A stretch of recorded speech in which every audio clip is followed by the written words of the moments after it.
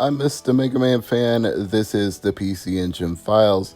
Today, we are looking at King of Casino, which came out both in Japan on PC Engine and in North America on TurboGrafx 16.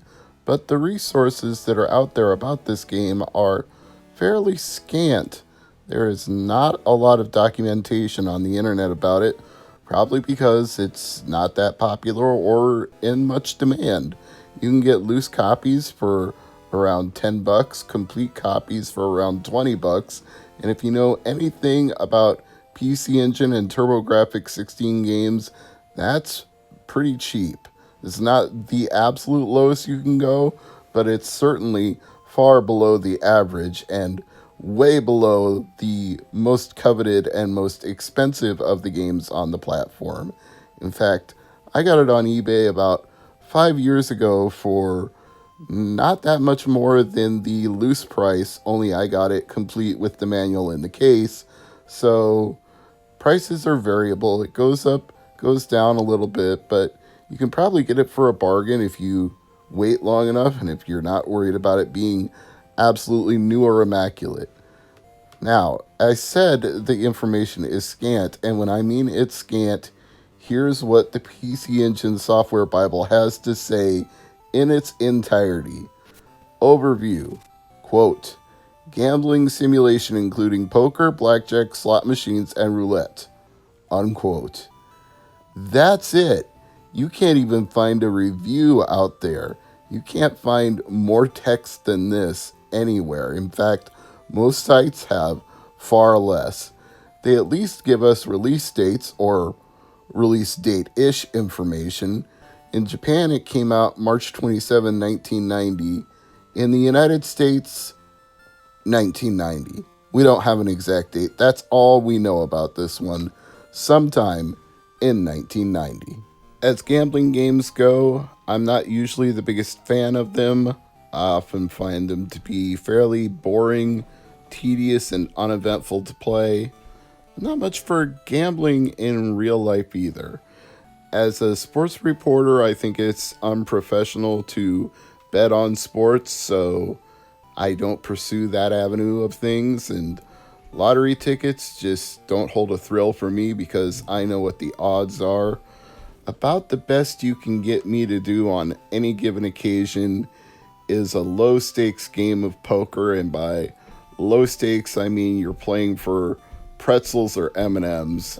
When real money gets involved, that's usually when I will step away from the table and go, thanks, I'll just watch.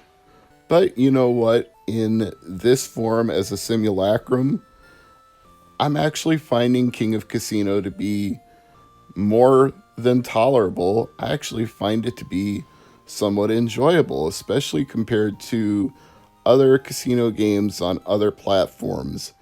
NES ones, I've experienced them to not be as good as King of Casino on TurboGrafx PC Engine, and if there are other Sega Genesis or later era games, I'm not too familiar with those gambling games.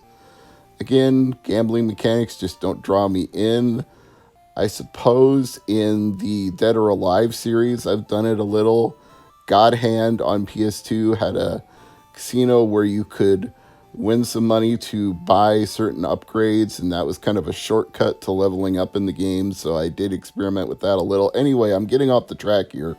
The point is, even though gambling games, gambling mechanics in video games aren't really necessarily my thing, this kind of works. Maybe it's the music. Maybe it's the very easy to use interface. A lot of times it's not clear how to get to what you want or to play what you want, but here you've only got two buttons, one to place your bet or one to quit and go play a different game, and then you move up and down to select how much you want to bet. Easy peasy. And when you're on the menu and you want to go to a different table, you just use the arrow like a mouse. You move to the thing you want and click the button to select it, and then you're playing that game. It's intuitive. You don't need an instruction manual to figure out how to play King of Casino. You can just pop it in your TurboGrafx, pop it in your PC Engine, pop it in your emulator, and you immediately know what you're doing. And if you've been playing a lot of games with Japanese text that you can't read, even if you have an instruction manual, that's kind of refreshing. This is a pick up and play game, just like a platformer or a shoot 'em up, and I appreciate the value of that. Speaking of value, I was not doing very well at blackjack, which is something of a mixed bag for me. I like blackjack in concept, but I know the odds favor the house and it's hard for me to get into it. So I gave up on that and decided I'll give poker a spin and I'll bet the max and see what happens. And I drew a straight flush immediately. Mathematically, that shouldn't even happen. The odds of that are astronomically low. And I didn't know what to do at first. I'm like, is it going to make me draw another hand? Is this a glitch in the game? What caused this? Eventually I was like, I'm just going to assume it's accurate and hold all my cards. And then it immediately paid out $600,000. And then it tells me, congratulations, you've got enough for a sports car. Like, whoa, shit. Should it have been that easy? I placed the max bet on one hand of poker and cash out like a straight up boss. I was not expecting that. At that point, I was like, oh, what the hell? I might as well play some slots. I'm flush now. And slot machines are just about the worst thing you can do. There's absolutely no skill, no mathematics, no way to predict the outcome. You just pull the lever and pray you get the right combination. Now, modern day slot machines have added video game elements, like if you get a certain combo, you can play a little mini game, and they kind of give you an incentive to keep playing. But then when I am at a casino and I see one of those, I treat it like a video game.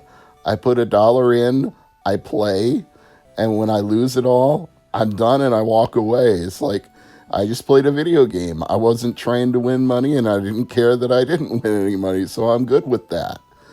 And then there's roulette, which is another one of those games where it's completely up to the spin of the wheel and where the ball lands, and there's no skill involved. With blackjack, you can play the odds of whether you or the dealer gets a better hand and what you think the next card you're going to draw is. And if you're one of those Rain Man types who can count cards and keep track of what cards have been dealt and what haven't, then you can actually get an advantage on the house.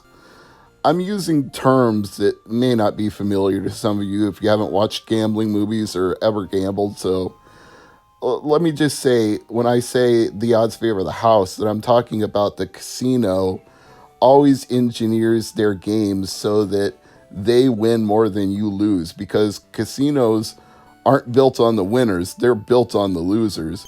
So the casino is the house, and the house is always supposed to win. If you win, you're breaking the statistical odds, because over the long haul, even if it's like 51% to 49%, the casino is going to be the 51%. They're always going to win more often than you. So even in a game like roulette, for example, where you might have 50-50 odds of landing on red or black, so you could bet those and feel like you're pretty safe, the casino can still spin the roulette wheel. It can land on 00, which is a green, and that's neither red nor black, so you still lose. You see what I mean? They engineer a mathematical advantage just in their favor. Now, you could bet 00, but that's going to come up so rarely that bet is, well, it's a lucrative bet if you win, but it's a fool's errand to bet it because you're very rarely ever going to hit 00. So that's the kind of thing you're dealing with in casino games.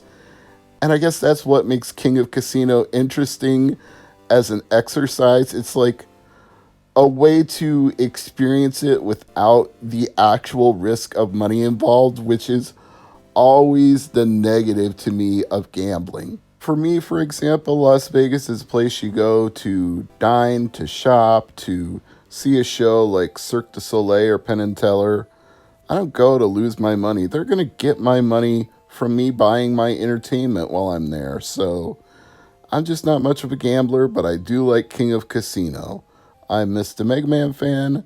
Thanks for watching.